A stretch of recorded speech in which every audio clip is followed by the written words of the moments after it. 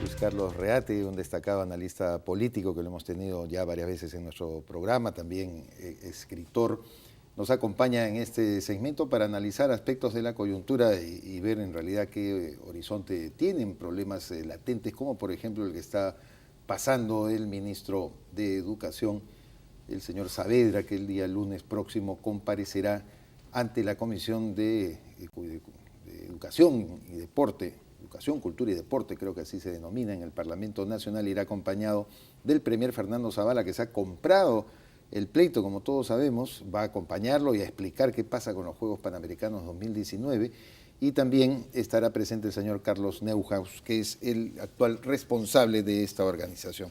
Luis Carlos, siempre un gusto tenerte en el programa. ¿Qué tal? Bueno, comenté este tema de Saavedra porque me parece que está siendo arrastrado bastante tiempo y con algunos ángulos de observación por muchas personas. Dicen, no, Saavedra se le ha convertido en el punching ball de la oposición, sobre todo de los apristas, los fujimoristas, para traerse abajo la reforma universitaria, como que si una sola persona dependiera una ley, una norma que ya está vigente, que incluso muchas personas le dicen, no, no hay que derogarla, sino probablemente mejorarla, porque no se ve todavía algunos avances en la educación. ¿Cómo ves tú este asunto de Saavedra? ¿Qué tal, César? Buenas noches, gracias por la invitación, No, encantado de estar en tu programa.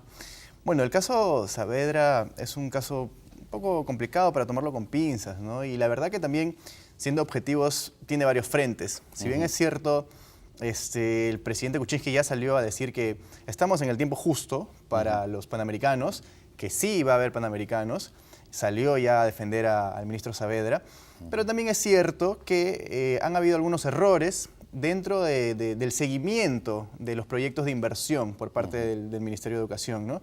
Y también otro error por ahí es el tema de la exoneración del SNIP. Cuando un país gana una competencia internacional, puede pedir la exoneración de los procedimientos, y en este caso, en el peruano, puede pedir la exoneración del SNIP, cosa que no se pidió, y eso es lo que justamente ha retrasado los trabajos.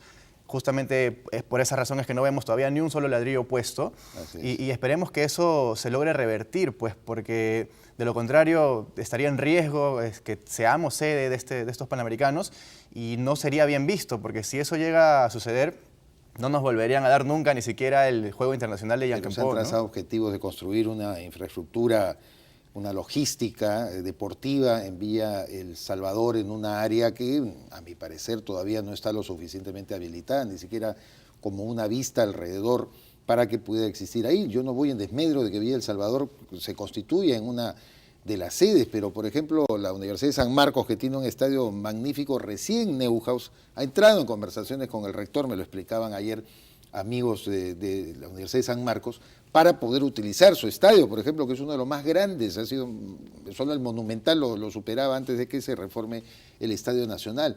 Yo no sé, ha faltado como, o sea, que ha habido detenimiento, en una palabra lo ha habido. Mauricio Müller tiene razón, y Saavedra era ya responsable anteriormente, en el gobierno anterior, de esto también. Entonces tiene que responder políticamente. Eso es lógico. Claro, es que, en efecto, y ahí venía la otra parte que también te quería comentar, ¿no?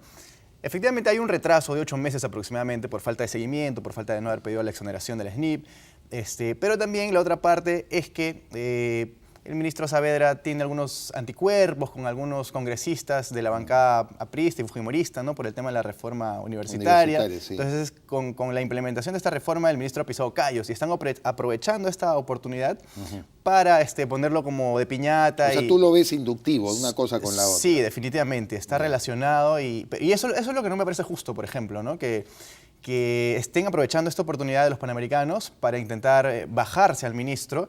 Una interpelación, yo creo que no sería nada aconsejable ni sano, pero de repente sí sería saludable que antes de esperar la interpelación o el pedido de interpelación, el ministro Saavedra, por voluntad propia, acuda al Congreso, ¿no? Claro. Sin necesidad de formalizar el pedido. Saavedra, ¿no?, lo tomó a bien. Yo creo que alguien malaconsejó también al presidente Kuczynski. Bueno, él ha sido ministro de Energía, ha estado interpelado con mociones de censura en muchas ocasiones cuando ejercía un cargo ministerial, pero como que tomaba a mal una interpelación, que una interpelación es eso, interpelar, oiga, preguntarle, Luis Carlos, oye, me parece que tú políticamente no estás haciendo bien esto, lo otro, entrar en un debate democrático, yo no lo veo como el fin del mundo. Claro, efectivamente que no, pero no sería aconsejable esperar a que eso suceda. El ministro Saavedra creo que debería dar el primer paso y voluntariamente ir, decir, perfecto, si quieren explicaciones, claro, vamos, ¿no? Porque ya también es cierto que los proyectos de inversión ya están aprobados, ¿no? Y ya se ha más o menos saneado y culminado este procedimiento administrativo en cuanto a los estudios técnicos y ya estamos en la posibilidad de empezar a construir o a ejecutar los proyectos. Entonces, esa parte administrativa, burocrática, ya se ha realizado y ahora sí hay una suerte de luz verde para que se inicien pues, las construcciones. Palabra favorita del ex premier Pedro Cateriano. Claro. Hay un poco, ¿tú crees, la sensación en estos sectores de oposición que están cuestionando tanto a Saavedra, de esta vieja tesis de que había pues un compromiso PPK, Ollantumala, nunca pues en un proceso de transferencia hubo tantos encuentros entre un presidente saliente y el entrante, ¿no? 5 reuniones con cafecitos, con almuerzos, Humala que a cada rato citaba a PPK, él ha permanecido creo prudentemente callado, pero se supo después muchas de las cosas que Humala le pedía, por ejemplo, nombrar como embajadora en Roma, donde va a ir ahora Lucho Iberico, a la inepta de la ex canciller, ¿no es cierto?, Sánchez, que era pues una dependiente absoluta de la señora Nadine Heredia, cosa que Ricardo Luna con buen criterio no ha ejecutado, pero cosas por el estilo. Pero yo creo que Saavedra no forma parte de ningún ajedrez de entendimiento. En absoluto. Aquí lo que PPK ha hecho con muy buen criterio es apostar por la continuidad en educación, por apostar con un plan a largo plazo, ¿no? Porque creía en todo caso, claro, en la reforma que ha encarnado, que ha encabezado el ministro Jaime Saavedra. Y que lo está llevando, yo creo que a buen puerto. O sea, el ministro Saavedra está haciendo cosas interesantes en su cartera y justamente lo que le hacía falta a la educación, a esa cartera, era una continuidad en los planes de trabajo, ¿no? En mirar a largo plazo, en repotenciar las universidades, toda la infraestructura, todo de repente el plan curricular. Y eso es lo que se está logrando un poco.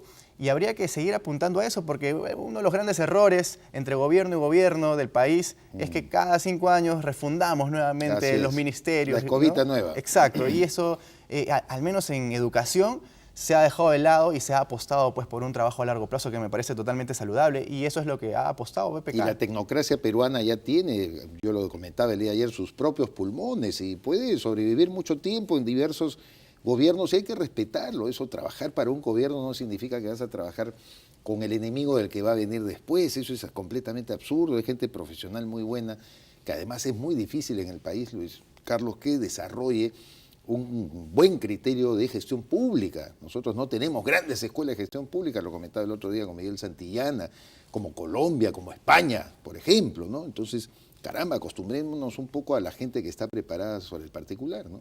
Claro, en efecto, y el ministro Saavedra creo que fue uno de los ministros que aprobó en el gobierno pasado, o sea, uno de los ministros que sí se vio su trabajo, ¿no? Se vio el impulso de la reforma universitaria y merecía, creo yo, una continuidad en su trabajo y eso es lo que se ha rescatado sin ánimos de generar alguna suerte de dependencia o alguna suerte de relación, claro, con el gobierno anterior. Yo creo que eso está totalmente descartado. Pero tampoco lo endiosemos, ¿no? No, puede llegar para una circunstancia en la que Saavedra pues tendrá que irse, sí, cabe la posibilidad. Con eso no se va a caer la ley universitaria, por eso es lo más idiota que yo haya escuchado, ¿no? De que una ley se va a acabar porque va a venir un ministro que no sea Jaime Saavedra, no me parece.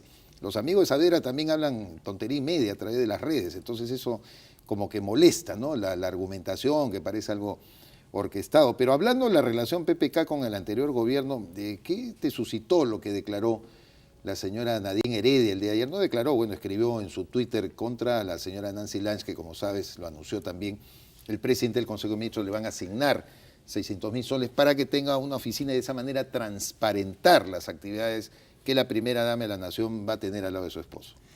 Yo creo que ahí la señora Heredia se equivoca, porque si vamos a ver el presupuesto de la señora Lange, que es de 600.000 soles, y si lo dividimos entre los 12 meses, porque es 600.000 soles al año, ¿cierto? Así es, anual. Más los 5 asesores que va a tener en ese despacho. No, Le va a quedar operativos o exacto, secretarias, o sea, en gastos corrientes, en gastos operativos, se va a ir la mitad de ese presupuesto y le va a quedar pues al mes de repente 20.000 soles, ¿no? Para de repente gastos de representación, que es un monto mínimo y un monto fiscalizable en comparación al caso de la señora Heredia, que nadie sabía dónde gastaba, ¿no? Y a dónde se iba. Chapaba el avión presidencial, exacto, se iba donde ¿no? le daba la gana con sus ministras, como decían, no, mis Claro. ministras, ¿no? Se fue a Brasil en un viaje inopinado, se zampaba donde quería, codeaba a los embajadores porque quería estar siempre en la primera fila, cambió los protocolos. Además, ayer yo comentaba muy enojado esto, es una sinvergüencería tremenda de una señora que acarreaba a todos los colegas periodistas de Canal 7 que ahora lo cuentan y lo dicen, ¿no? De repente una llamada de Palacio, mañana hay que acompañar al... ¿Cuánto costaba todo eso? Ah, no le costó un sol, dice al Estado peruano. Como que nos importaba mucho lo que ella podía hacer sin transparencia. Claro, o sea, yo creo que no hay punto de comparación en el sentido que la señora Heredia cogobernaba o de repente gobernaba el país con la señora Lange, pues que va a tener una oficina modesta de repente, ¿no? Y no va a tener esa injerencia dentro del gobierno como la señora Heredia. Entonces no hay punto de comparación en ese sentido. Ese nivel de populismo que tenemos y la verdad de aprovechar exageradamente cualquier tema. Comentaba Guido Lución en otra entrevista acerca de, por ejemplo, los gastos que se han asignado para remodelar las oficinas. Ya todo el mundo hace un escándalo, uy, los congresistas no saben en realidad. O sea, yo quisiera que el público sepa también y que tenga cierta racionalidad para estas cosas, ¿no?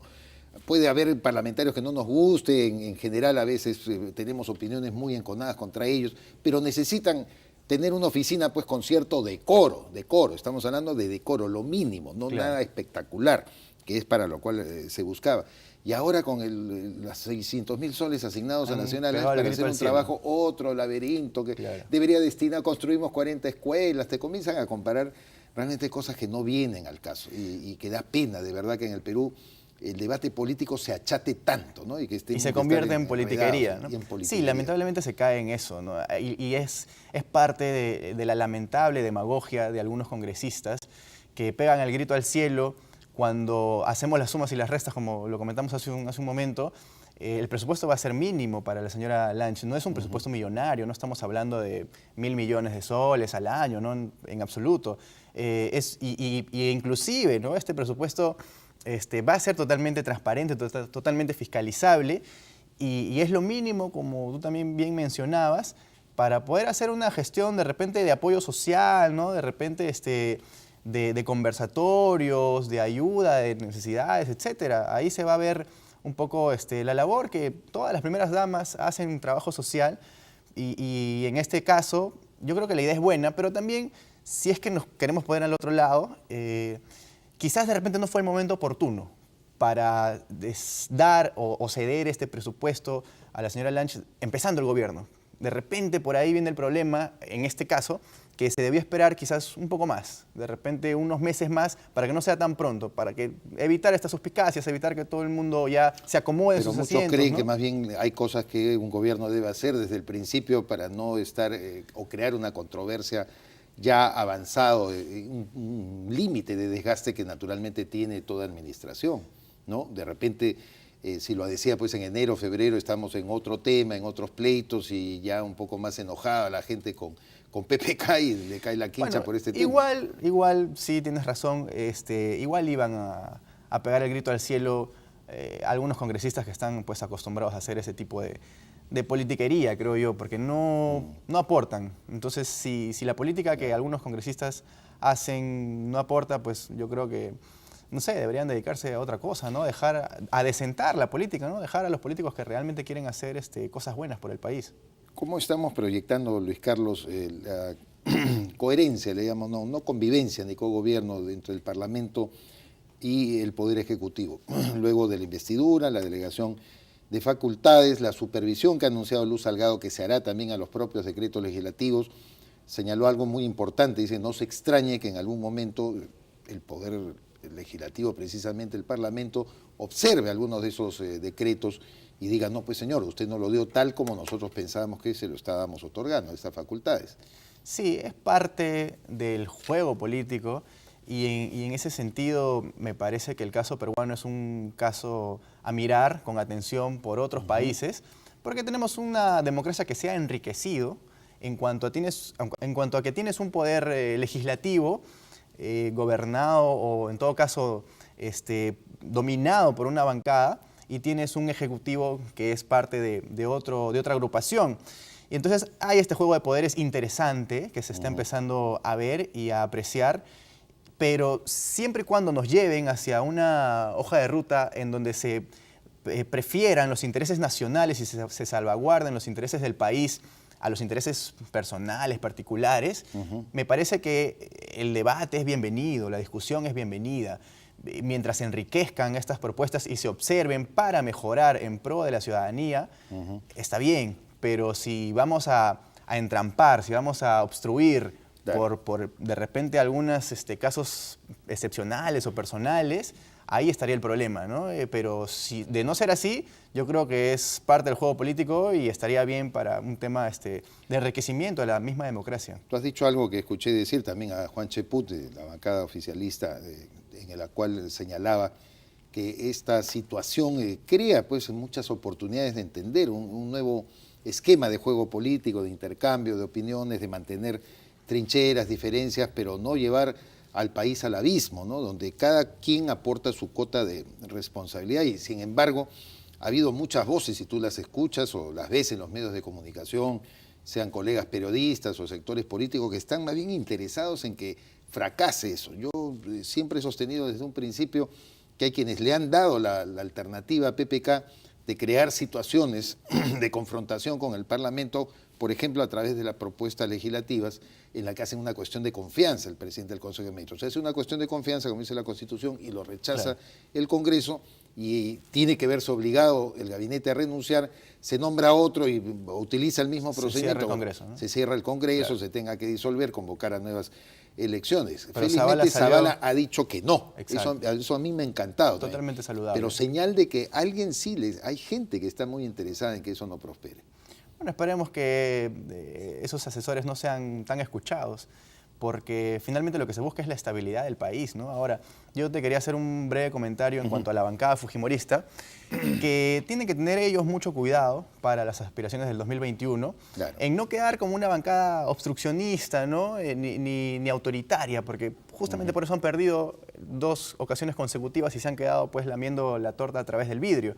Entonces habría que evitar eso, habría que evitar que la bancada fujimorista tenga una posición muy estricta, ¿no? Que no sea ningún tipo de concesiones, para limpiarse un poco esa imagen de autoritarios, ¿no? Y también tener mucho cuidado con el tema de la corrupción, que es un estigma también que ellos tienen, y ahí con la UIF me parece que patinaron un poco, de ahí se dieron cuenta y retrocedieron, ¿no? Porque estaban obstruyendo la UIF, darle facultades a la UIF para que efectivamente se pueda fiscalizar y saber de dónde viene la plata en las campañas, ¿no? Tanto dar lavado. Un poder inmenso. Yo sí valoraba esa observación respecto a que la UIF debe tener herramientas, como por ejemplo utilizar la vía del juez. Se decía un juez ad hoc, ahora se trata de un juez de turno, el fiscal. Pero cuando tú comienzas pues a repartir las reservas tributarias, las reservas bancarias de todo el mundo, bueno, qué bien, pues aplaude la Dirección Nacional de Inteligencia de Humala, ¿no? Igualito, ¿no? Te hacen todo un escaneo de tus cosas para ver en qué momento lo utilizan políticamente. Se lo hicieron a Villestein, por ejemplo, y varios periodistas comenzaron ahí a solazarse con el tema, no sabiendo que el señor Villestein había declarado, porque esa es la pura verdad, cuando asumió sus funciones públicas, todo lo que él tenía. Él había ejercido el notariado, había tenido una pequeña propiedad de una empresa, qué sé yo. Declaró todos sus bienes. Pero hay veces el riesgo, o sea, en realidad en el Perú eso se convierte hasta en un riesgo de seguridad personal, si es mal utilizada una información, a eso voy. Claro que el caso del fujimorismo, el tema de Joaquín Ramírez ha quedado bastante... Y Guaroc también, pues, ¿no? Hay una lavandería ahí eso es verdad, grande, ¿no? que necesitan ellos, pero yo no sé, ¿cómo ves tú? El fujimorismo tiene sus trampas y sus problemas para definir un escenario electoral positivo y bueno, no sé si se vayan a presentar el año 2018 sería un buen peldaño para probar cómo está su fuerza regional. Ellos han pactado con muchas organizaciones regionales, tienen entendimientos con líderes de las regiones y eso sería más bien una oportunidad para que se pruebe su fortaleza. ¿No piensas tú igual? Sí, y de repente podrían generar un colchón importante para el 2021, si es que ganan muchas alcaldías, ¿no? Gobiernos regionales. Pero también estaría el otro lado, ¿no? de pasar a ser un partido presidencialista, bajar una suerte de segunda división y empezar a jugar en una alcaldía. No sé qué tan bueno políticamente sea eso. Ahí también yo lo he estado analizando y normalmente pues Fuerza Popular ha sido casi siempre un partido que se ha presentado en las presidenciales, ¿no? Claro. Todos los conocemos como un partido presidencialista jugar en segunda división como las alcaldías, no sé si políticamente les convenga. Sí, pues. Luis Carlos, muchas gracias por estar con nosotros y de verdad aprecio mucho tus comentarios y evidentemente pues tendremos oportunidad también para seguir ahondando en muchos de los temas que hoy día hemos tratado. Gracias por estar. Luis Carlos Ratti estuvo César. con Gracias. nosotros aquí en Palabra Libre. Ha sido todo por hoy, amigas y amigos. Los esperamos como siempre mañana a partir de las 11 de la noche.